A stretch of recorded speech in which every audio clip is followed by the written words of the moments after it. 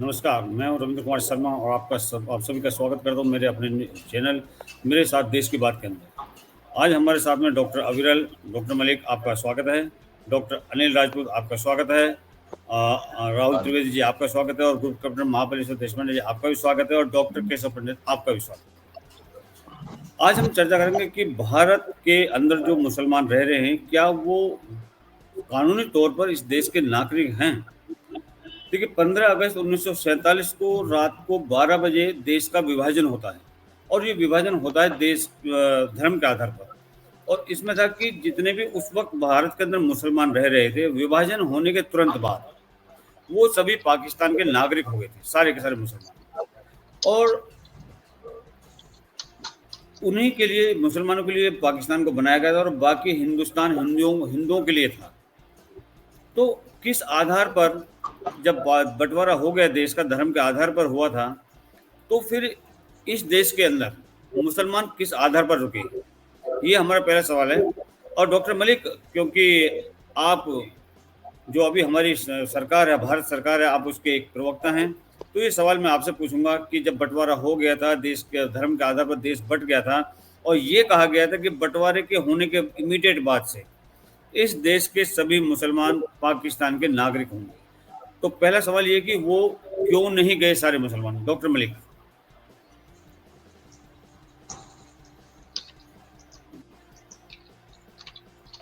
वो हमसे हट गए हैं। ग्रुप कैप्टन महाबलेश्वर साहब, मैं आपसे भी ये सवाल करूंगा कि जब देश का बंटवारा हो गया था और बंटवारा होने के तुरंत बाद ही ये हो गया था कि इस देश के अंदर रहने वाले सभी मुसलमान with immediate effect they are citizen of the Pakistan, तो फिर वो कौन सी ऐसी चीज थी कि मुसलमान को यहाँ पर रहने की इजाजत दी गई थी? भारत के अंदर किस बेस पे वो रहे? ये डॉक्टर मलिक अपने बीजेपी के प्रवक्ता वो कुछ कहने वाले थे ना? नहीं, वो डॉक्टर मलिक एक्चुअली कनेक्ट हो गए हैं, कनेक्ट तो वही सवाल मैं अच्छा। आपके पास लेकर के आया हूँ। हाँ,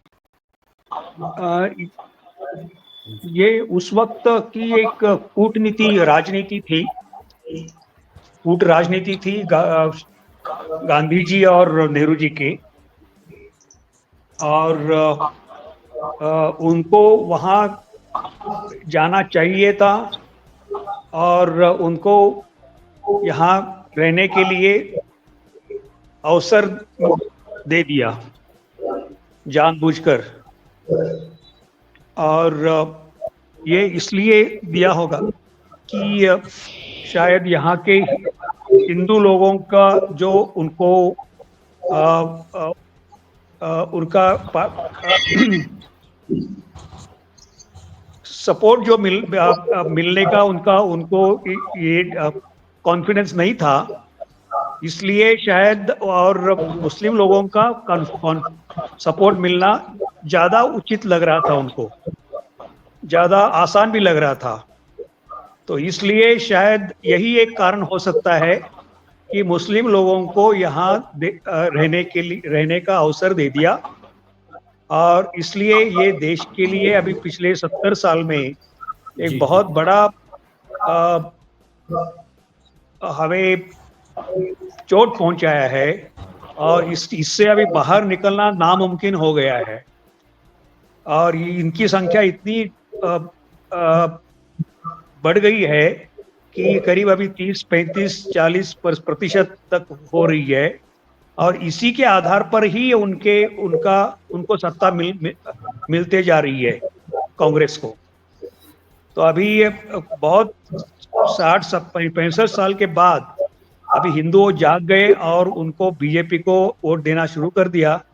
अभी भी हम पूरे जागे नहीं हैं कि जब तक हमारे बीच में एकता नहीं बढ़ेगी और एकजुट होकर हम बीजेपी को नहीं सपोर्ट करेंगे, तब तक ये नागरिकता उनकी ये नहीं है, नागरिकता नहीं होनी चाहिए।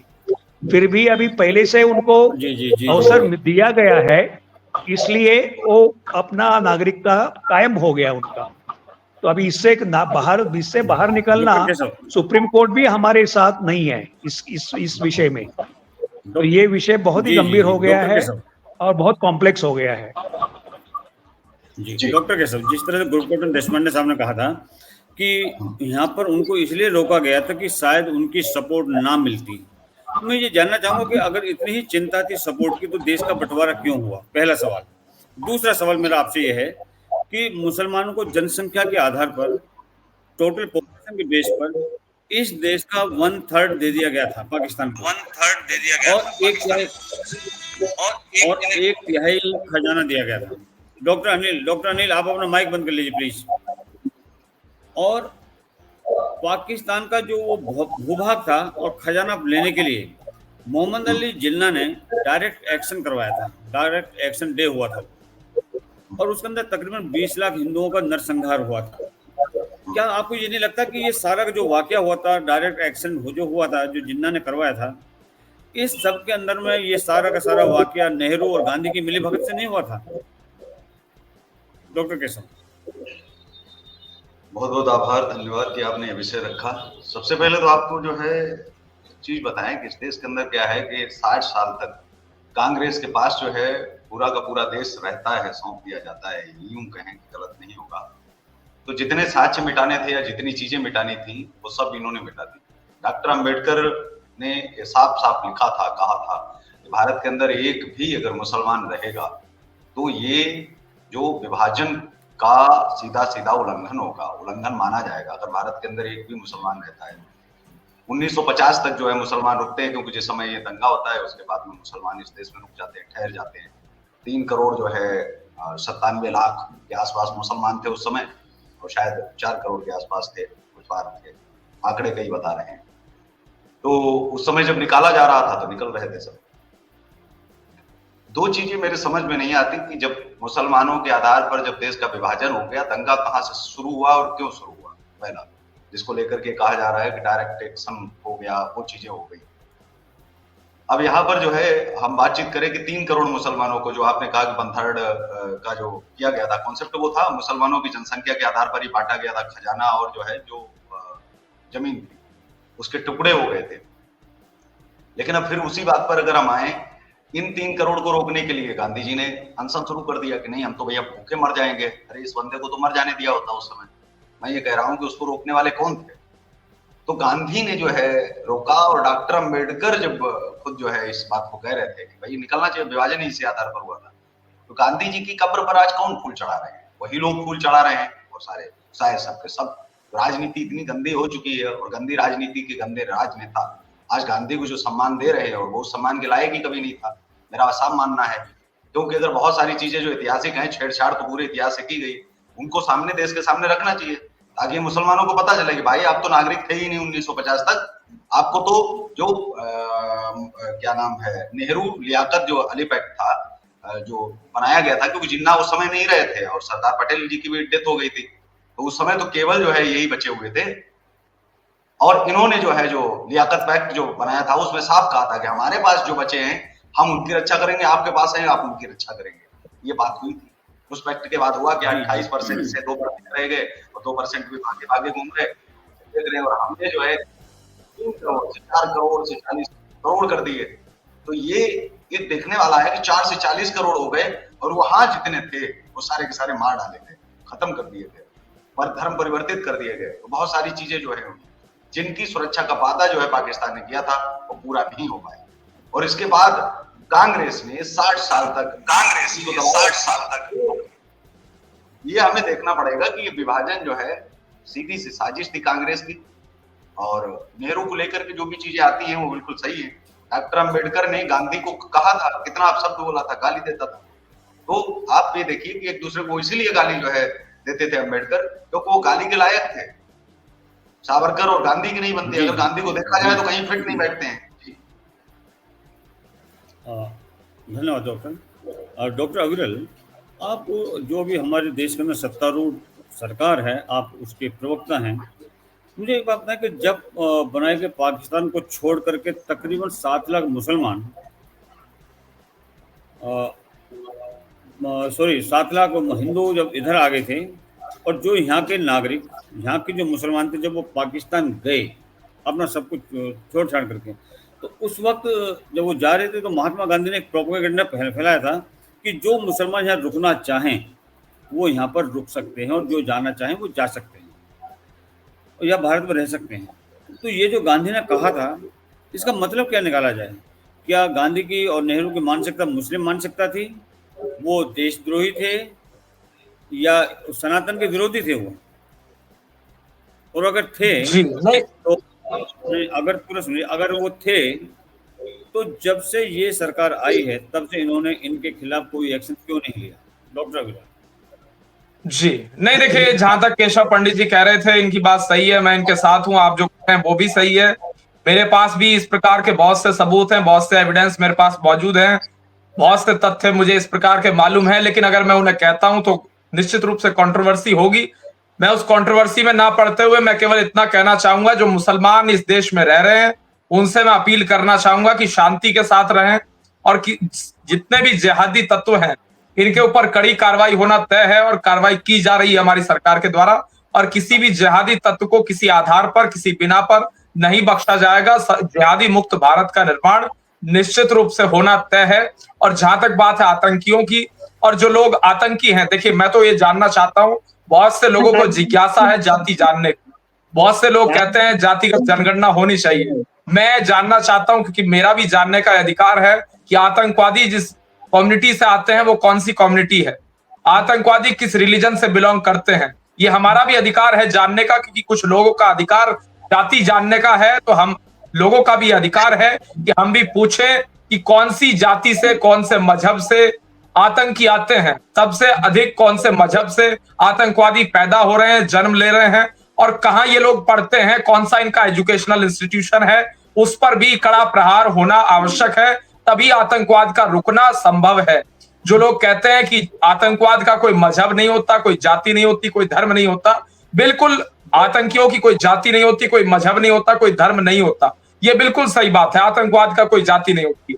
लेकिन जिस प्रकार से कोई भी व्यक्ति है, केशव जी भी इस बात से सहमत होंगे, हर व्यक्ति किसी ना किसी जाति में, किसी ना किसी मजहब में जन्म लेता है, तो उस आधार पर उसका मजहब निश्चित रूप से होता है, उस व्यक्ति का मजहब निश्चित रूप से होता है। आतंकवाद का मजहब नहीं होता है, लेकिन उस व्यक्ति का जो आतंकवाद को बढ़ावा दे रहा है उसका मजहब जरूर होता है। और जहां तक बात है भारतीय जनता पार्टी की, तो हमने आतंकवादियों के ऊपर कड़ी कार्रवाई की है।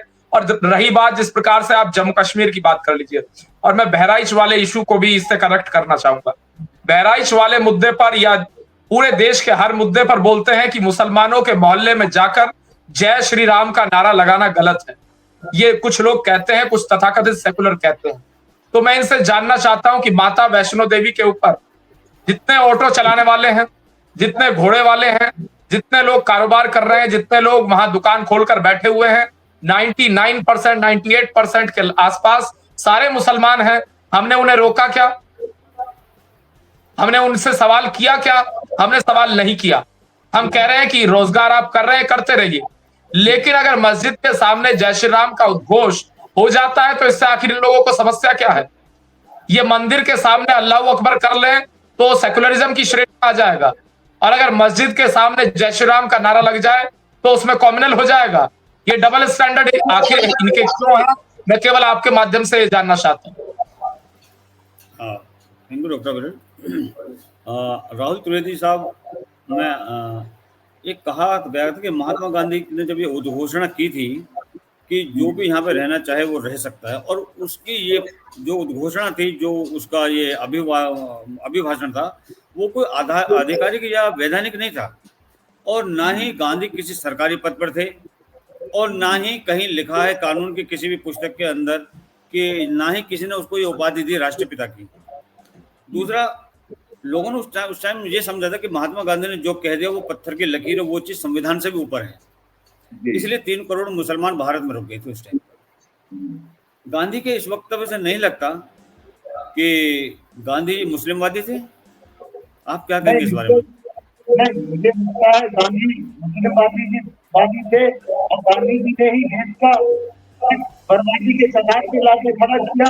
दूसरा चीज मैं कहना चाहता हूँ, भाजपा के ये जो कह रहे थे कि मुसलमानों को कुछ मुसलमानों के सम्मान की बात कर रहे थे, मैं इनसे भी पूछना चाहता हूँ, आप डबल राजनीति क्यों करते हैं?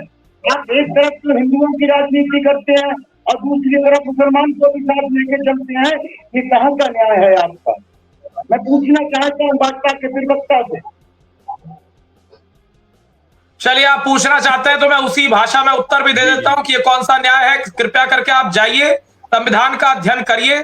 सुप्रीम कोर्ट के खिलाफ अगर आप हैं तो हो सकते हैं, अगर आप सुप्रीम कोर्ट का विरोध करना चाहते हैं तो आप कर सकते हैं, मुझे कोई फर्क नहीं पड़ता है। और जहां तक बात है भारतीय जनता पार्टी की, हम सबका साथ सबका विकास पहले भी कर रहे थे, भविष्य में भी करते रहेंगे, इस बात को आप याद रखिए। और रही बात जितनी जन कल्याणकारी योजनाएं चलाई जा रही है, उसका अधिकार सबको है, सबको लाभ पहुंचना चाहिए। हम देश विरोधियों के खिलाफ।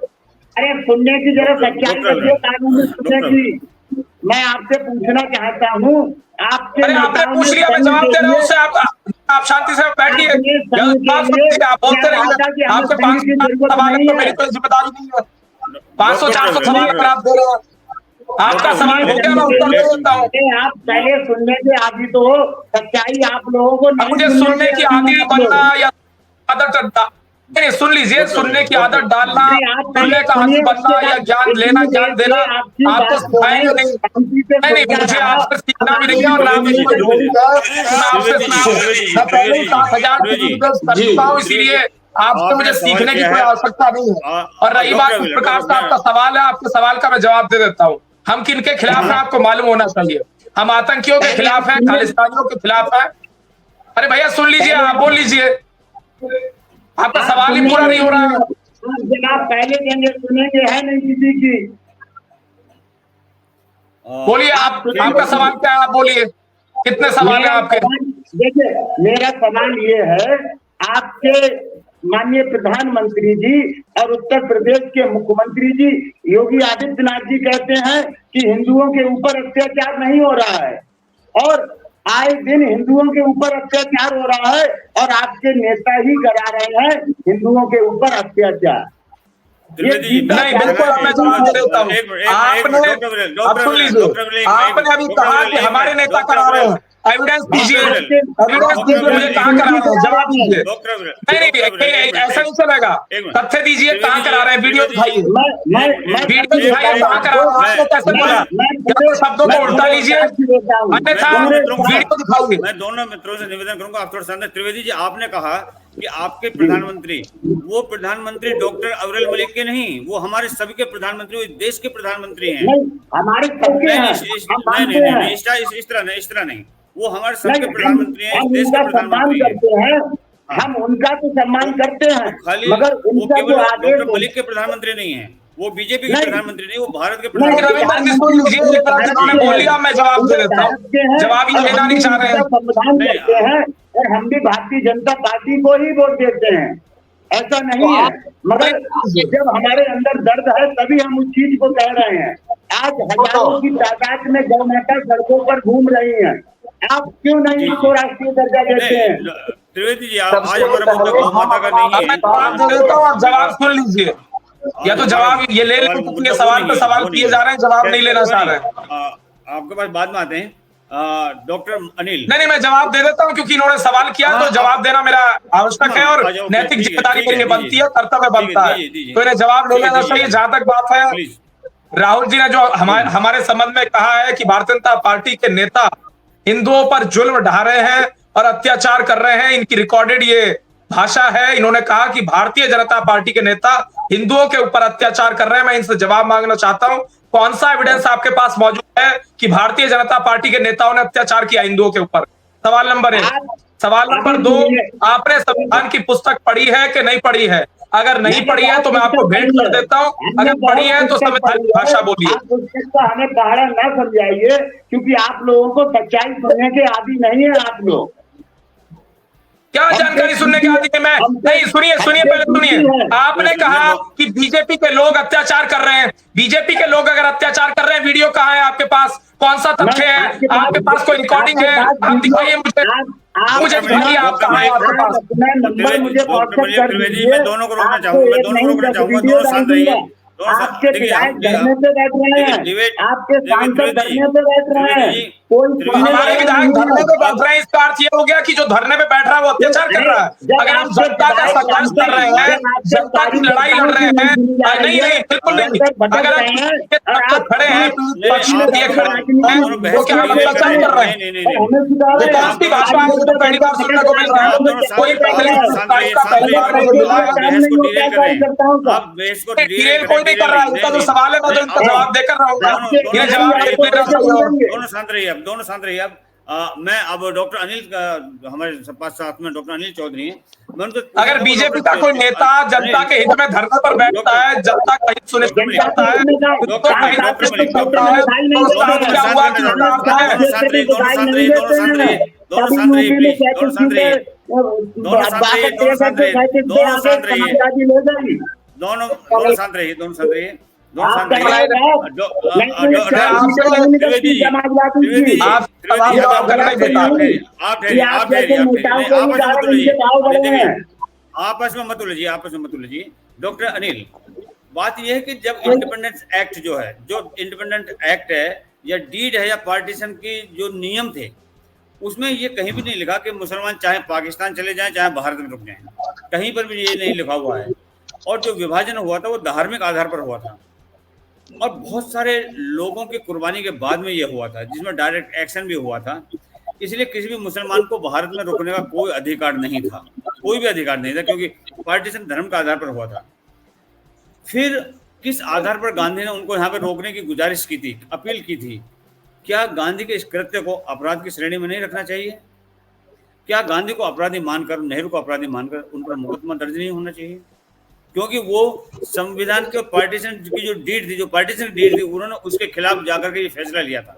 डॉक्टर अनिल सर, मेरा मानना ये है, देखो राजनीतिक तहत पे ये कार्य किया गया था, जो राजनीतिक का होता है उसको सबसे पहले हमारे उसमें एक बंटवारा किया गया था और मुसलमान उधर से इधर हिंदुस्तान से और पाकिस्तान चले जाए और पाकिस्तान से कि कुछ जब जाना गया तो उसके बाद में हुआ क्या था, जो क्योंकि गांधी जी ने कहा कि जो मुसलमान हिंदुस्तान में रहना चाहता है तो वो रह सकता है, क्योंकि एक राजनीतिक पार्ट था। जो राजनीतिक पार्ट की वजह से ही इन्होंने आपस में एक दूसरे का, नेहरू जी और गांधी जी का मिली जुली भगत थी इनकी दोनों की।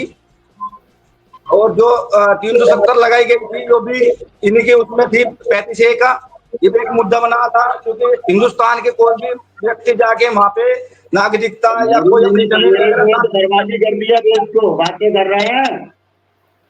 त्रिवेदी जी, आप अपने नंबर पर आइएगा, अभी आप शांत रहे। पहले सुन लीजिए, जो जात उठाओगे लोकसभा में कह रहे हैं, त्रिवेदी जी, उनको आप बात पूरी कर लेंगे। क्या से पूरे नहीं खत्म हो पाएगा, ठीक है जी। जो एक राजनीतिक पोर्टल था जो इन्होंने दोनों ने मिल गए, क्योंकि Patel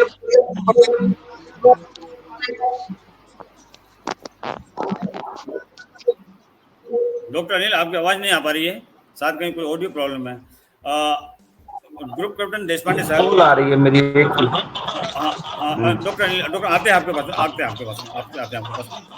group captain Mahapaleshwar sir, Shri B.R. Ambedkar ji ने अपनी पुस्तक पाकिस्तान और पार्टीशन ऑफ इंडिया, उसके अंदर कहीं भी नहीं लिखा कि धार्मिक आधार पर हो रहे देश के विभाजन के बाद कोई भी मुसलमान इस देश में रह सकता है, ये कहीं नहीं लिखा उन्होंने। मुसलमान को अपनी चॉइस का ये अधिकार होगा कि चाहे वो पाकिस्तान जाए या भारत में रुके, ये कहीं नहीं लिखा हुआ। उसमें सिंपल एक था कि धार्मिक आधार पर देशों का बंटवारा हो रहा, तो इसलिए जितने भी मुसलमान हैं वो यहाँ से सारे पाकिस्तान चले जाएं। और डॉक्टर अम्बेडकर ने तो यहाँ तक कहा था कि यदि एक भी मुसलमान भारत में रहता है, एक भी आदमी, तो ये पार्टीशन के नियमों का उल्लंघन होगा। उस समय के कथित राष्ट्रपिता महात्मा गांधी और पंडित जी को क्या ये चीज मालूम नहीं थी? और अगर मालूम थी तो इसका मतलब उन्होंने जानकर ये चीज की, और अगर ये सब जानकर के उन्होंने किया तो उसके पीछे उनका मंतव्य क्या था? Group captain Deshpande sir.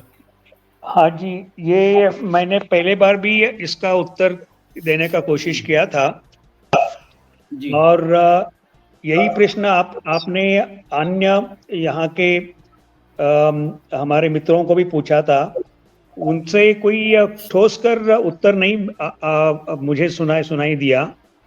लेकिन मैंने जो बताया था कि ये इसीलिए उन्होंने उनको रहने के लिए गुजारिश किया होगा कि उनका समर्थन कांग्रेस पार्टी को मिलते रहेगा और वो एक प्रकार के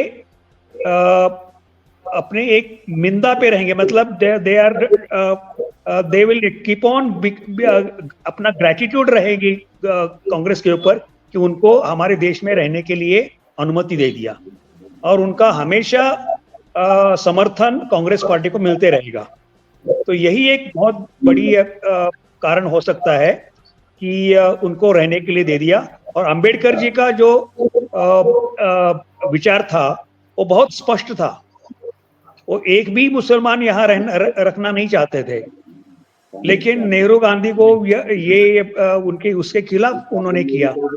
और इसका उत्तर मेरे ख्याल से और अन्य हमारे यहाँ इस मीटिंग में हुए मित्रों से नहीं उत्तर आ रहा है।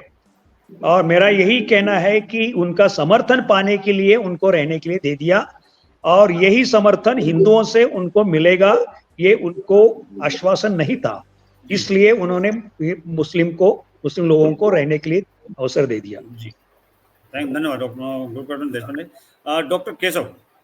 डॉक्टर केशव, अगर आज की तारीख में कोई भी व्यक्ति किसी भी कानून का या किसी भी गवर्नमेंट के इंस्ट्रक्शन का उल्लंघन करता है, कोई भी व्यक्ति, तो उस पर केस दर्ज हो जाता है और वो सुप्रीम कोर्ट तक उसको केस लड़ना पड़ता है, तब भी उसका फैसला हुआ नहीं हुआ, नहीं तो जेल में सड़ता रहता है।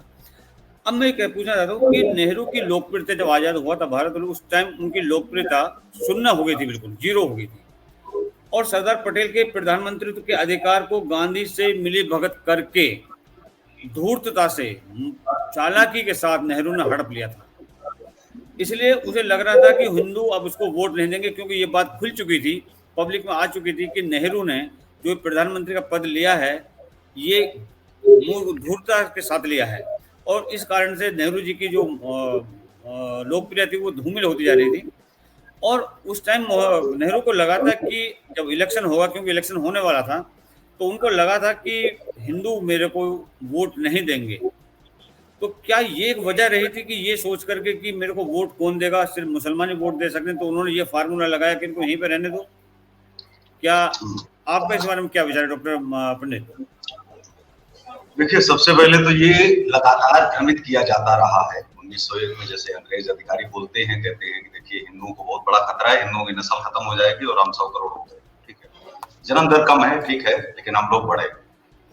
क्या होता है कि एक दावा जब किया जाता है और कोई भ्रम फैलाया जाता है, इसके लिए जो है कहीं ना कहीं हम लोग भी जिम्मेदार है, क्योंकि हम लोग उसको बढ़ाते रहते हैं। एक जो ये बात कही जाती है कि सरदार पटेल नेहरू की जगह होते तो ये कर लिया होता, नेहरू पटेल की जगह होते तो ये हो गया होता, मैं ये कहता हूँ अगर सरदार पटेल गृह मंत्री नहीं बने होते तो इस देश में जो 700-800 जो रियासतें इकट्ठी हुई थी वो नहीं इकट्ठी होती। हम पता नहीं कौन से देश के नागरिक होते, कितने देश होते, 700-800 देश होते, क्योंकि वो राजा कभी रियासतें सौंपते ही नहीं और ना तो उनको इकट्ठा कर पाते। अगर हम एक पल के लिए सोच भी ले तो आप सोचिए कि आपको बहुत ही भयानक मंजर लगेगा कि जब 700-800 देश इस देश के अंदर होते, तो जो पटेल ने जो काम किया वो उनके गृह मंत्री रहते हुए, वो प्रधानमंत्री रहते हुए ही हो सकता था। अगर वो प्रधानमंत्री होते तो ज्यादा से ज्यादा जम्मू कश्मीर को अपना लेते, लेकिन जो हमारी बाकी रियासतें हैं उनको कौन ले आता? क्या नेहरू के अंदर इतनी अकल थी कि वो उनको इकट्ठा कर पाते या डरा पाते या धमका पाते? ये ऐसी चीजें जो पटेल साहब के पास थी। पटेल अगर प्रधानमंत्री अगर होते तो ये भारत ही नहीं होता। मैं अगर ये कहूं इसमें कोई गलत नहीं है, और ये कई लोगों ने, मैं अपनी कोई रिसर्च नहीं कह रहा हूं, कई लोगों ने साफ कहा है गृह मंत्री पटेल का होना बहुत जरूरी था, क्योंकि अगर पटेल प्रधानमंत्री होते तो इस देश के कई टुकड़े होते, वो जोड़ नहीं पाते, क्योंकि वो तो प्रधानमंत्री का कार्य कर रहे होते, वो गृह मंत्री वाला कार्य नहीं कर पाते, तो उनका गृह मंत्री बनना बहुत आवश्यक था। उन्होंने टुकड़ों में जो हिंदुस्तान हो रहा था उसको जोड़ करके दे दिया। जिस तरह से हमने अंग्रेजों से आजादी पाई, आज कांग्रेस से भी आजादी धीरे पा रहा हूं। डॉक्टर केशव, मैं आपको इंटरप्ट करूंगा बीच में कि अगर पटेल साहब ने पूरी रियासतों को जोड़ करके एक करके दे दिया था, उसके बाद नेहरू ने क्या किया? क्या नेहरू उस प्रॉपर्टी को रख पाए? क्या उसको जोड़ना बहुत जरूरी था। संजो को रख पाए? उसी पर आ रहा हूँ। जो पटेल अगर उस समय गृह मंत्री नहीं बने होते, हमारे 700-800 देश होते और आज हम नेहरू चिल्ला रहे होते या कुछ भी चिल्ला रहे होते, कोई फर्क नहीं पड़ता, क्योंकि सभी देशों का अपना अपना करेंसी, अपनी अपनी राजा, अपनी अपनी चीजें चल रही होती। उन्होंने, जैसे हम कहें कि नहीं अंग्रेज हमारे देश में आ गए, किसने घुसेड़े? अरे घुसेड़े किसने? पकाए हमने। उसके बाद में अब गांधी आए, कांग्रेस खत्म हो गई, चली गई, बात खत्म हो गई। अब हम अपनी गलतियां सुधार सकते हैं। इस बात से खुश होना चाहिए कि हमको पटेल जैसा गृह मंत्री मिला, जिसने हमें भारत के टुकड़े इकट्ठे करके दे दिए। ठीक है, नेहरू नहीं कर पाए, कोई बात नहीं, तो हम कर लें कुछ, तो अब हम कर लें। अब चीजें जो है बढ़ जानी चाहिए। इतिहास में आप जितना जाओगे, इतिहास है भी तो खूबसूरत, बहुत सारी चीजें अच्छी भी है, बहुत सारी चीजें बुरी भी है। इतिहास का जो अनुभव है वो हमेशा अच्छी और बुरी चीजों से ही होता है। तो उसका जो भी चीजें हैं, हम उनको लेकर के अगर हमेशा बहस करते रहेंगे कि ये बुरा हुआ, फिर अंग्रेजों के टाइम पर, मुगलों के टाइम पर, फिर मेरे साथ सबका साथ सबका विकास जो बातचीत की जाती है वो बहुत पीछे रह जाएगी। मैं कहता हूं कि अब आज के दौर में हमें इस बात से खुश हो जाना चाहिए कि उस दौर में क्या हुआ, अंग्रेजों के दौर पे तो हमारा सब कुछ चला गया, लुट गए हम, तो अब उसको लेकर के रोते रहे क्या? नेहरू ने जो किया, मान लेते हैं कि दूसरे अंग्रेजों के हाथ से सत्ता गई और हमारे भारतीय अंग्रेजों के हाथ में आ गई, लेकिन अब हमें खुश हो जाना चाहिए कि अब हम मुक्त हो गए हैं। अब हमको आजादी का उल्लास मनाया जाना चाहिए। क्या हम उसको दोहराते रहेंगे तो फिर तो अब अंग्रेजों ने हमारे ऊपर राज किया, तो इस देश के अंदर कितने पुतले अंग्रेजों की जलाए जाते हैं हर साल? नहीं, मुझे बताए। अंग्रेजों की क्यों बातचीत नहीं होती? देश तो उन्होंने भी लूटा, अंग्रेजों की तो कोई बातचीत नहीं। वो तो इतिहास का दूसरा पार्ट है। क्यों भाई? भारत के साथ ही किया है ना। बात नेहरू की है तो फिर अंग्रेजों की भी तो होनी चाहिए, सभी की बातचीत होनी चाहिए, और फिर नहीं होनी चाहिए अब किसी की नहीं। लेकिन हमारे लिए, मैं मानता हूं कि पटेल अगर गृह मंत्री इस देश के नहीं होते तो निश्चित तौर पर देश के, अगर वो प्रधानमंत्री होते तो हम भारत शायद किसी टुकड़े को कह रहे होते। डॉक्टर अविरल, केशव पंडित जी ने जो ये कहा कि अगर वो डॉक्टर अपना सरदार पटेल पर होम मिनिस्टर नहीं होते तो ये सिचुएशन नहीं होती। मतलब ये कहना चाह रहे हैं डॉक्टर केशव कि नेहरू प्रधानमंत्री बने, ये ठीक रहा। पहला नहीं, मेरा ये नहीं है। मैंने कहा है, आप अपने शब्द को नहीं डालें। मैंने ये नहीं कहा है मतलब नेहरू प्रधानमंत्री बने, मैंने पटेल की जो भूमिका थी वो मैंने बताई। मतलब आपने जस्टिफाई करने की कोशिश की कि नेहरू को प्रधानमंत्री बनाकर कुछ गलत नहीं किया गया, क्योंकि हमारे पास में शायद उस वक्त कोई दूसरा व्यक्ति नहीं था। और आपने कहा कि और आपने आगे कहा कि अंग्रेजों ने हमें लूटा तो हमें उनके भी खिलाफ बोलना चाहिए। बिल्कुल आपने ठीक कही ये बात कि हमें उनके खिलाफ भी बोलना चाहिए। लेकिन जो जहर इस कांग्रेस ने हिंदुओं को दिया, सनातन को दिया, वो शायद अंग्रेजों ने भी कभी नहीं दिया। मैं कहूँगा वो शायद मुसलमानों ने भी, मुगलों ने भी कभी नहीं किया था हिंदुओं के साथ में। कैसे? डॉक्टर विरल, जब आजाद हुआ था देश आजाद होने के बाद में आपके जो शिक्षा मंत्री बने थे, एक नहीं, दो नहीं, तीन शिक्षा मंत्री, वो तीनों के तीनों वो शिक्षा मंत्री थे जो कभी स्कूल नहीं गए। स्कूल का एस किसी को नहीं मालूम था, वो मदरसे में पढ़े हुए थे। तो क्या आप ये सोचते हैं कि अगर एक अनपढ़ व्यक्ति को आप एजुकेशन मिनिस्टर बना दें, आज जब ये जो अपनी थी मिस ईरानी, उसके लिए बड़ा हंगामा किया था इस देश के अंदर लोगों ने कि वो 12th पास को शिक्षा मंत्री बना दिया, तो क्या जो हमारी आज की सरकार है उसने एक बार भी ये सवाल क्यों नहीं किया कांग्रेस से कि आपने तीन अनपढ़ व्यक्तियों को इस देश, और वो भी मुस्लिम व्यक्तियों को, जिनको सनातन की ABCD का नहीं पता, और उन्हीं के चलते हुए इस देश के जो गुरुकुल वो बंद हुए, उन्हीं के चलते हुए, केवल किसी और के चलते हुए नहीं। जो पाठ्य सामग्री हमारी बदली गई है वो भी उन्हीं 3 एजुकेशन मिनिस्टर के चलते हुए बदली गई है। तो मैं ये आपसे जानना चाहूंगा कि आपकी सरकार ने आज तक कोई भी नहीं, उसके बाद काफी कुछ परिवर्तन इमरजेंसी के दौरान भी किया गया, और जिस प्रकार से इंदिरा जी की सरकार के दौरान सब कुछ कंट्रोल करने का प्रयास किया गया, उस दौर में भी काफी कुछ परिवर्तन एजुकेशन सिस्टम में लाया गया। डॉक्टर, मेरा सवाल पूरा नहीं हुआ। क्या आपने ये सवाल कभी कांग्रेस से क्या पूछा कि भाई ये आपने क्यों किया? क्या ये चीज आप कोर्ट तक लेकर के गए कि अनपढ़ व्यक्तियों को एजुकेशन मिनिस्टर क्यों बनाया गया? क्या आपने देश के सामने कभी सवाल लेके आए कि इस देश के अंदर में 3 एजुकेशन मिनिस्टर मुस्लिम बनाए गए तो वो भी अनपढ़? Doctor Malik please. जी नहीं, देखिए अनपढ़ निश्चित रूप से थे, लेकिन आपने कहा कोर्ट तक लेकर गए, तो देखिए जहां तक संवैधानिक इसका पहलू है, कोर्ट का पहलू है, जुडिशियरी की बात है, तो निश्चित रूप से इस प्रकार का कोई प्रोविजन नहीं है कि कोई भी व्यक्ति इलेक्शन में जा सकता है, चुनाव लड़ सकता है। चुनाव जीत कर आ सकता है, मंत्री, मुख्यमंत्री, प्रधानमंत्री तक बन सकता है। ये हमारे लोकतंत्र की, संविधान की खूबसूरती निश्चित रूप से है। लेकिन जहां तक बात है भारतीय जनता पार्टी की और इस देश की, जहां तक बात है आज के दौर की, जहां तक बात है, तो आज के दौर में जो परिवर्तन आ रहा है, जो विश्वगुरु भारत का निर्माण हो रहा है, इस प्रकार का परिवर्तन आपको कभी पिछले 60 साल में अनुभव नहीं हुआ होगा। इस बात को समझना भी आवश्यक है। वर्ष 2014 के बाद से जिस प्रकार से इस देश को आजादी मिली, गरीबी से आजादी मिली, भ्रष्टाचार से आजादी मिली, बेरोजगारी से आजादी मिली, और एक प्रकार से जो परिवर्तन आया वो सबने देखा। रोजगार युक्त भारत का निर्माण हुआ, भ्रष्टाचार मुक्त भारत का निर्माण हुआ, गरीबी मुक्त भारत का निर्माण हुआ, महंगाई मुक्त भारत का निर्माण हुआ, और जिस प्रकार से अपराध और अपराधी मुक्त भारत का निर्माण हुआ, माफिया मुक्त भारत का निर्माण हुआ। और जहां तक माफियाओं का विषय है, माफियाओं को प्रोटेक्ट आखिर कौन कर रहा था और किस वोट बैंक को वो एक तरीके से बिलोंग करते थे, इस विषय को समझना भी आवश्यक है। चाहे बात हो अतीक अहमद की, चाहे बात हो मुख्तार अंसारी की, तो ये वर्ग विशेष से आते थे, मुसलमान थे, और इनके साथ लोगों का जुड़ाव था, इनकी कम्युनिटी इनके साथ मौजूद थी, इसीलिए इनका अच्छा खासा प्रभाव था, इनका वोट बैंक था। तो वोट बैंक के चलते समाजवादी पार्टी हो, कांग्रेस पार्टी हो, विपक्ष का कोई भी राजनीतिक दल हो, इन्हें संरक्षण देता रहा। यह सच्चाई है, इसे स्वीकारना आवश्यक है। लेकिन जैसे ही उत्तर प्रदेश के अंदर माननीय मुख्यमंत्री योगी जी की सरकार आई, अतीक अहमद भी गायब, मुख्तार अंसारी भी गायब, सबके ऊपर कड़ी कार्रवाई हुई, सारे माफिया गायब हो गए। कोई गुंडा माफिया, कोई अपराधी तत्व उत्तर प्रदेश के भीतर मौजूद नहीं है। ये हमारी सबसे बड़ी कामयाबी है। किसी जिहादी को बख्शा नहीं जा रहा है, किसी खालिस्तानी को, किसी आतंकवादी को नहीं बख्शा जा रहा है। आतंकियों के ऊपर कड़ी कार्रवाई की जा रही है। कश्मीर के अंदर पूर्ण रूप से शांति है। कश्मीर के भीतर कोई पत्थरबाजी नहीं हो रही है। 370-35 को हटाने का कार्य भारतीय जनता पार्टी की सरकार ने किया। हमारी एक बड़ी उपलब्धि है, कश्मीर को शांत करने का कार्य किया।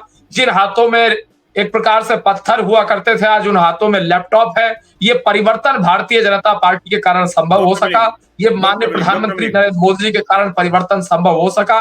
और किसी जिहादी को नहीं बख्शा जाएगा, किसी कट्टरपंथी को नहीं बख्शा जाएगा, किसी देशद्रोही को, गैर संवैधानिक कार्य करने वाले को, गैर कानूनी कार्य करने वाले को, किसी अपराधी को नहीं बख्शा जाएगा। ये आवश्यक है, इसी से देश मजबूत होगा, और ये हम निश्चित रूप से कर रहे हैं। लेकिन जहां तक बात है राहुल जी की, राहुल जी को अभी जिज्ञासा है कुछ सवाल करने की, तो इनका सवाल निश्चित रूप से यही होगा कि हिंदू और मुसलमान दोनों को हम साथ लेके क्यों चल रहे हैं, और मुसलमान को योजनाओं का लाभ क्यों मिल रहा है। इनका सवाल यही होगा। मैं जानता हूं इनके सवाल को। और जहां तक सवाल का विषय है, डॉक्टर मलिक, आप इसमें एक सप्लीमेंट्री में जोड़ देता हूं। जो आप सबका साथ सबका विकास करें, तो एक बार पड़ोस में देखिएगा, थोड़ा पाकिस्तान में वहां पर किसी भी हिंदू को अधिकार नहीं है वो चुंगी का चुनाव भी लड़ ले। पहली चीज बिल्कुल है, मैं तो कह रहा हूं। और अहमदिया और मुसलमान दोनों की लड़ाई होती है, झड़पें होती हैं। अभी लाहौर की खबर है, 29 अक्टूबर की खबर है, हिंदुस्तान अखबार में छपी थी। अहमदिया और मुसलमान के बीच झड़प हुई, कई लोग घायल हुए, बड़े स्तर पे हुई। उसके बावजूद भी राहुल गांधी, प्रियंका गांधी, सोनिया गांधी, अखिलेश यादव, AIMIM के प्रमुख असदुद्दीन ओवैसी उस मुद्दे पे नहीं बोले कि मुसलमान की आपस में बजी हुई है, मुसलमान आपस में लड़ रहे हैं, और वहां इन्हें जाके ज्ञान देना संभव नहीं हो सका।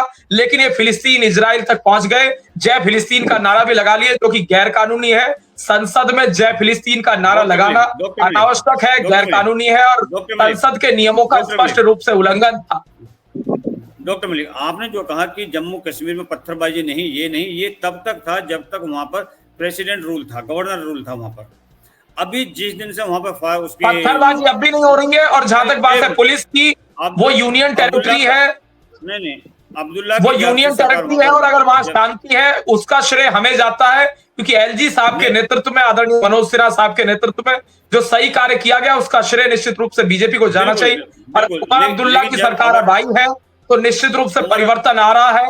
आतंकवाद में बढ़ोतरी हो रही है, इस बात से मैं आपकी बात से मैं पूर्ण रूप से सहमत हूँ। नहीं डॉक्टर मलिक, मैं ये कहना चाहता हूँ, जब आप विजय का सेहरा, अच्छाई का सेहरा अपने सर पर बांधना चाहते हैं, तो बुराई का किसके ऊपर बंधेगा? वो भी आपके ऊपर बंधेगा। जिस दिन से नहीं, वो हमारे ऊपर कैसे बंधेगा? अगर हम ईमानदारी का काम कर रहे हैं, आप गरीबों के लिए अगर काम कर रहे हैं, तो आपके ऊपर बुराई का सेहरा कहां से बन जाएगा? हम तो गरीब की चिंता कर रहे हैं, रोटी, कपड़ा, मकान, शिक्षा, चिकित्सा, स्वास्थ्य। चिंता कर रहे हैं, गरीब पीड़ित शोषित वंचित दलित आदिवासी महिला युवा बेरोजगार संत सबकी चिंता कर रहे हैं, तो उसके बाद बुराई कौन सी है, मैं तो ये जानना चाह रहा हूँ। आप हाँ मैं बताता हूँ, रुकिए तो सवाल सुन लीजिए पहले। जिस दिन से उमर अब्दुल्ला की सरकार बनी है उस दिन से वहां पर आर्मी के ऊपर, सीआरपीएफ के ऊपर, सभी के ऊपर अटैक हो रहे हैं। सेंटर के अंदर बैठी हुई स्टेट गवर्नमेंट किसके अंडर में आती है? सेंट्रल गवर्नमेंट के अंदर में। सेंट्रल गवर्नमेंट बैठ करके क्या कर रही है वहां पर? क्या उसको नहीं दिखता कि वहां पर ये अटैक हो रहे हैं? जिस दिन से सरकार बनी उमर अब्दुल्ला को, उस दिन से सर ये बढ़े हैं अपराध वहां पर। क्या सरकार को पता नहीं है? सरकार की इंटेलिजेंस कितनी जबरदस्त है, उसके बाद भी सुनकर कोई एक्शन नहीं, होम मिनिस्टर के द्वारा कोई एक्शन नहीं। उमर अब्दुल्ला को फ्री छोड़ रखा है। आप क्या कहना चाहते हैं कि राष्ट्रपति शासन लगाना चाहिए? नेचुरली बिल्कुल लगना चाहिए वहां पर। अगर आप कह रहे हैं तो इस बात को भी आप जान लीजिए, हमने वोट नहीं दी थी, या ईमानदार लोगों ने, जहां तक आप बात कर रहे हैं वोट की, तो वोट किन लोगों ने दिए वो भी आपको मालूम होगा। उनकी जो कम्युनिटी जिनको कट्टरपंथियों को बढ़ावा देते हैं, निश्चित रूप से उन्होंने वोट दी, लेकिन वोट का अधिकार सबको है और वोट सब देते हैं, उसका अधिकार निश्चित रूप से सब लोगों को है। इस बात के हम समर्थक हैं, लेकिन वोट के माध्यम से चुनी हुई सरकार है, वोट के माध्यम से चुनी हुई सरकार को अगर आप गिराने की बात कर रहे हैं तो आप कह सकते हैं, लेकिन जनता अगली बार निश्चित रूप से गिरा देगी और उससे पहले भी ये सरकार का गिरना तय है, इस बात को आप जान लीजिए। लेकिन अगर आप सोचें कल या परसों में सरकार गिर जाए और हम सरकार को गिराएं राष्ट्रपति शासन के माध्यम से, तो असंभव है, लेकिन भविष्य में निश्चित रूप से गिरेगी। डॉक्टर मलिक साहब, आपको वो वाकया नहीं पता, बहुत छोटे रहे होंगे जब बाबरी मस्जिद का केस हुआ था, उस टाइम उत्तर प्रदेश मुझे मालूम है, अच्छे से मालूम है, बेहतरीन तरीके से मालूम है। 3 और सरकारें इस राज्यों की गिरी थी। क्या कांग्रेस की नहीं? आप ये भी फिर बता दीजिए कि कांग्रेस पार्टी ने, इंदिरा गांधी जी ने कितनी बार एक प्रकार से उस आर्टिकल का प्रयोग करने का काम किया, आर्टिकल 356 को लगाने का, एग्जीक्यूट करने का काम किया, और साथ साथ नेहरू जी ने कितनी बार किया, कांग्रेस पार्टी ने कितनी बार किया और हमने कितनी बार किया।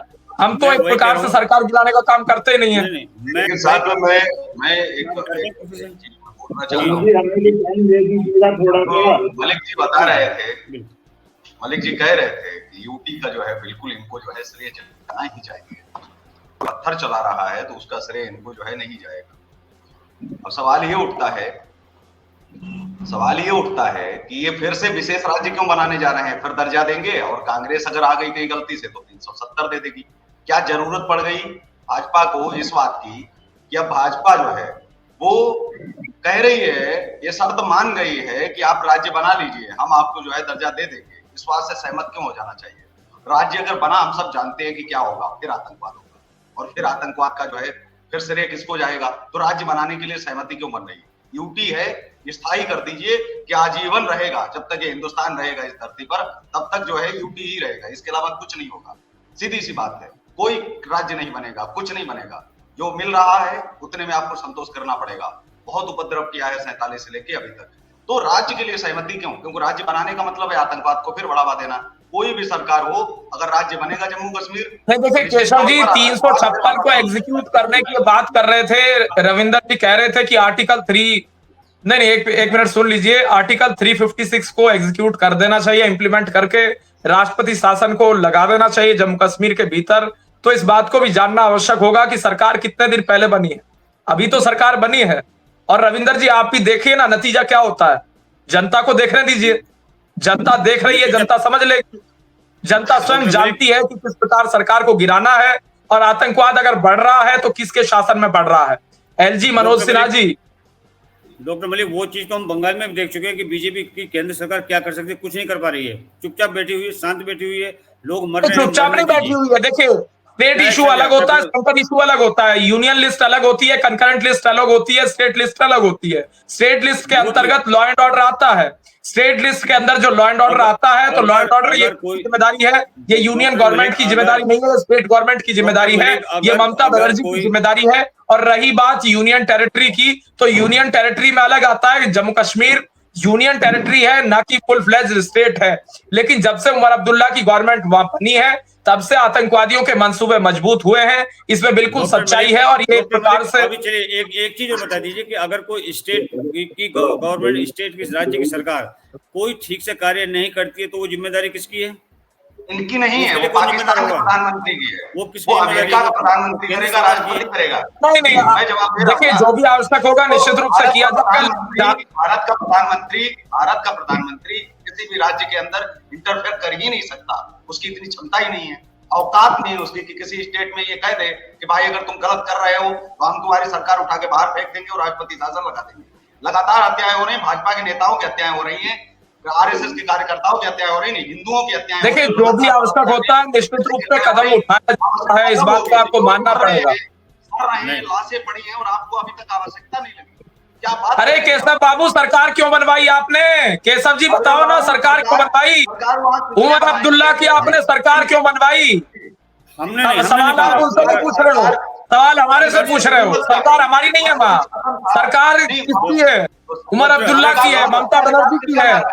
नहीं, सरकार किसकी बनवाई आपने? सवाल आपसे पूछा जाएगा, क्यों केंद्र में आप हैं। सरकार हमारी तो बनवाई नहीं, सवाल हमारे से क्यों पूछा जाएगा? सत्ता में तो हम नहीं है, कौन है सत्ता में जो है उससे सवाल पूछो। मतलब हमसे पूछने की हिम्मत नहीं है, क्या माइक म्यूट आप कर दे रहे हैं? उनसे पूछने की हिम्मत नहीं है। सवाल हमसे पूछ सकते हो, हमें दबा सकते हो, हमारे ऊपर आरोप लगा सकते हो, पूछो उनसे सवाल, उनसे पूछो।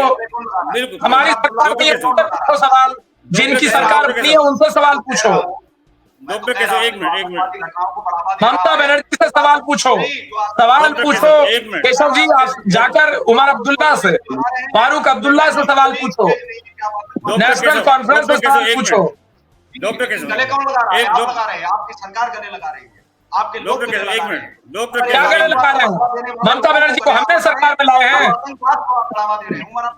हम सरकार में लाए तो ममता बनर्जी को कैसी बात करते हैं आखिर आप? डॉक्टर केशव एक मिनट ममता बनर्जी को हम सरकार में लाए हो, भगवंत मान को हम सरकार में लाए हो, आतिशी मारलेना को हम सत्ता में लाए हो, उमर अब्दुल्ला को हम सरकार में लाए हो, हम किसको सरकार में लाए? केशव जी एक मिनट बार बार आप हमारे से केंद्र सरकार सवाल पूछ रहे हैं, राज्य सरकार से नहीं पूछेंगे आप? केशव जी हाँ तो राज्य सरकार नहीं है क्या? राज्य सरकार से नहीं पूछेंगे, आपकी हिम्मत नहीं है वहां सवाल पूछने की। अगर आप सवाल पूछेंगे वो आपके खिलाफ कार्रवाई कर देंगे, गलत धाराओं में मुकदमा दर्ज करके जेल में बंद कर देंगे। सवाल आप नहीं पूछेंगे हमसे, सवाल आप हमारे से पूछेंगे। केशव जी एक मिनट रुकिए केशव जी ठहरिए। कहाँ लाए हमें बंगाल में कहाँ लाए आप सत्ता में? कहाँ लाए जम्मू कश्मीर में हमें सत्ता में? बताइए ना। डॉक्टर मलिक देखिए अब हम डिटेल हो जाएंगे, चलिए। हाँ हमें है वहाँ सही चल रहा है, जहाँ दूसरे हैं वक्त होना है। राहुल त्रिवेदी जी बहुत देर से हम है वहाँ सही है, जहाँ यूपी में हम है सही चल रहा है। उत्तर प्रदेश में कोई दंगा नहीं है, कोई माफिया नहीं है, कोई अपराध नहीं है, कोई अपराधी नहीं है, बहन बेटियां सुरक्षित है।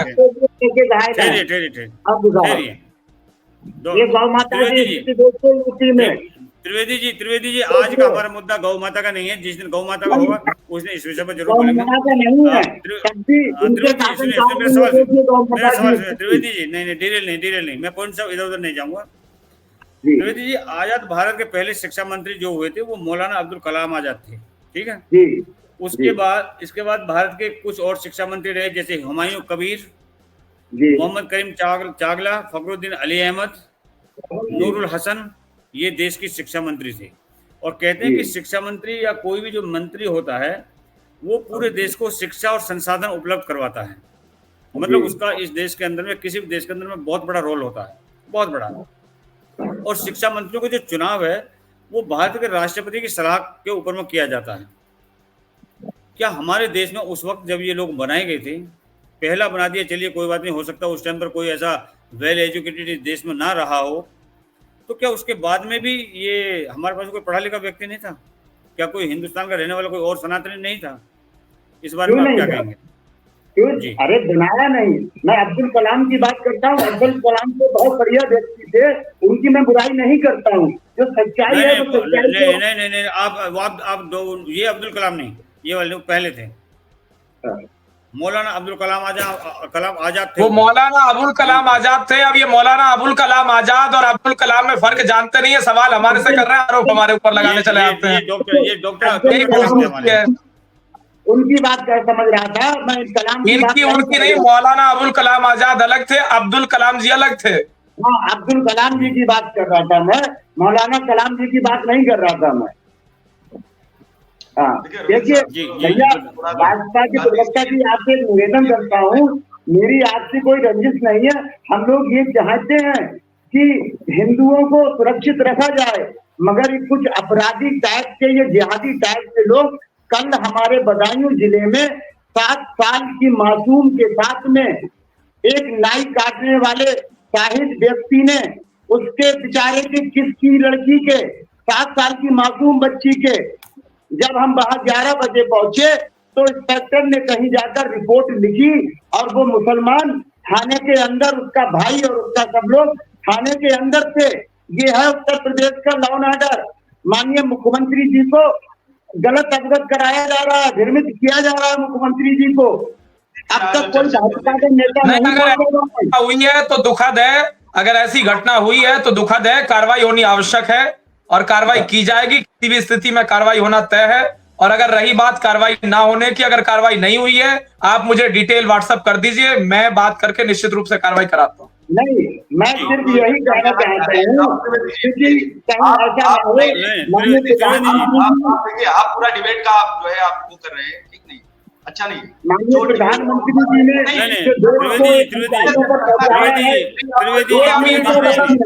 चलाइए, जो मुद्दा है वो हो गया। आप आप मुझे डिटेल भेजना, भेज दीजिए, मैं एसपी को बोल के कार्रवाई करा देता हूँ। मुद्दे पर बहस को डिटेल मुद्दा है आप उस पर रहिए, आप बाकी मुद्दे को डिटेल मत कीजिए। अभी मुद्दे पर जो सवाल कर रहे हैं शर्मा जी, जी, उसी पर आते हैं। मुद्दे की बात कर रहा हूँ, मुद्दे पे कोई आने तो दे मुझे। नहीं, ये मुद्दा नहीं था, ये मुद्दा नहीं था, नहीं, पार्टीशन ये मुद्दा नहीं था। विभाजन का आप ऊपर रहे, क्या है कि आप उसको बढ़ाइए। नहीं है ना, हम बात किसी और चीज की करें और वहां पर चीजें नहीं आनी तो नहीं, आप मुझे ये तो बताइए कि मैं प्रवक्ता जी को बता रहा था इस चीज के लिए। नहीं, वो आप उनको पर्सनली फोन कीजिए, पर्सनली फोन कर दीजिए। नियम है, डिबेट का नियम है, जिस विषय पर बातचीत हो रही उसी पर बातचीत हम लोग आप उसी सवाल किया। अभी शर्मा जी ने एक सवाल किया कि क्या इस देश में अनपढ़ थे, पढ़े लिखे नहीं। मैं ये कह रहा हूँ कि इस देश के अनपढ़ों का अपमान मत कीजिए, बड़ा निवेदन है आपसे, क्योंकि अनपढ़ अगर होते तो इस देश में जो है कम से कम फिर भी शांति होती। पढ़े लिखे थे, मदरसे से निकले थे और इतने शातिर थे, क्योंकि जितने भी पढ़े लिखे हैं ना, इनको पढ़ने का अधिकार जब से मिला है तो आप यकीन नहीं कर सकते हैं कि एक अभियंता, एक इंजीनियर इस देश का ओसामा बिन लादेन बन जाता है। एक पढ़ा लिखा व्यक्ति, अफजल गुरु, जिसको गुरु की उपाधि मिल गई। आप सोचिए कि इस देश के अंदर और क्या हुआ। जिहाद क्या है? पद जिहाद, किसके आगे नाम लगाया गया? अफजल गुरु। गुरु शब्द है ही नहीं इस्लाम में। आप सोचिए किसको बदनाम।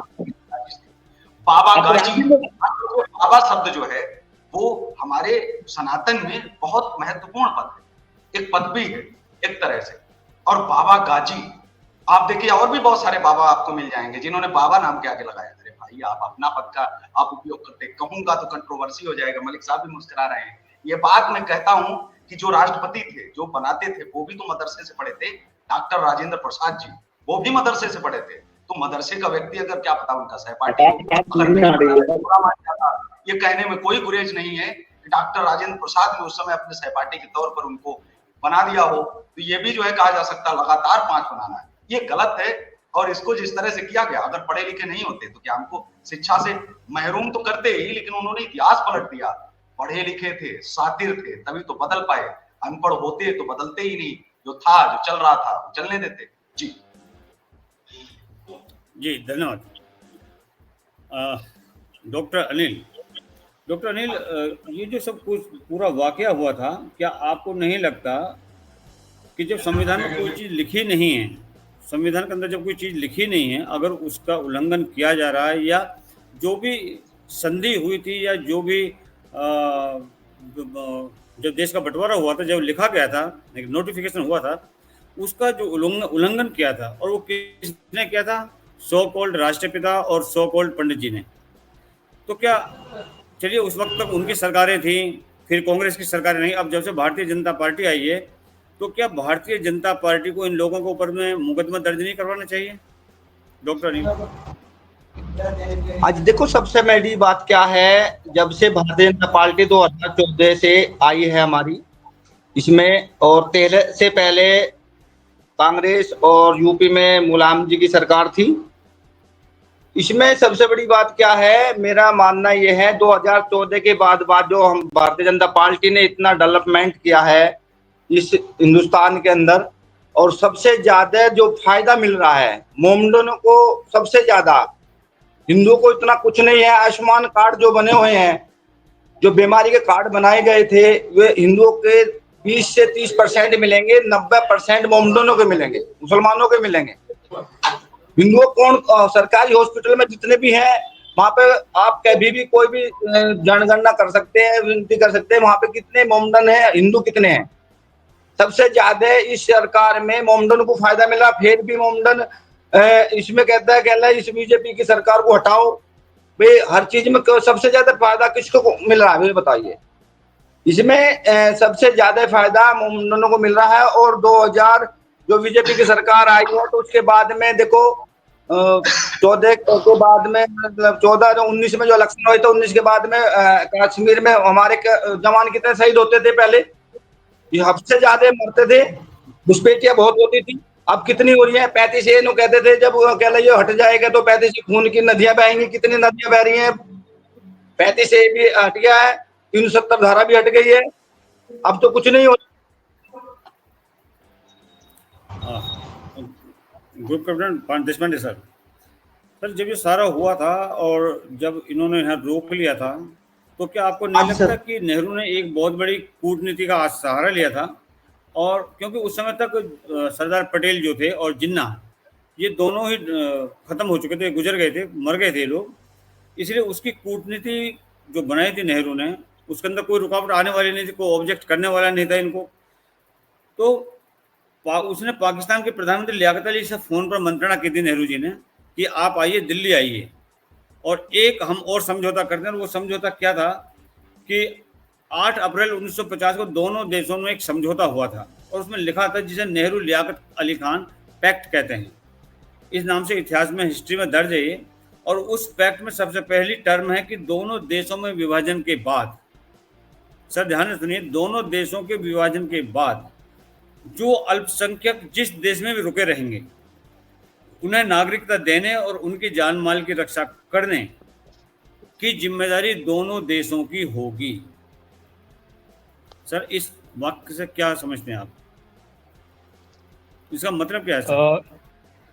ये जो अल्पसंख्यक है, जो हिंदू व पाकिस्तान में उस वक्त थे 1950 के आसपास, तो तब मेरे ख्याल से हम हिंदू वहाँ 25% होंगे, और यहाँ के जो अल्पसंख्यक मुसलमान उस वक्त थे, ये भी करीब 20% अभी भी है, और उस वक्त भी शायद 12-15% तो होंगे ही। तो हमने तो वो निभाई कि हमने उनको यहाँ की सिटीजनशिप दे दिया और उनको हमने संभाल भी लिया। लेकिन वहाँ पाकिस्तान में ये उन्होंने कागज के ऊपर हस्ताक्षर तो किया, लेकिन प्रत्यक्ष में क्या किया उन्होंने? हिंदुओं को मुसलमान में कन्वर्ट किया, या उनको मार दिया, या उनको भगा दिया। तो ये सिर्फ कागज के ऊपर उन्होंने अपना ये हो गया, उनका विचार विनिमय हो गया, लेकिन प्रत्यक्ष में क्यों नहीं वो कर पाए?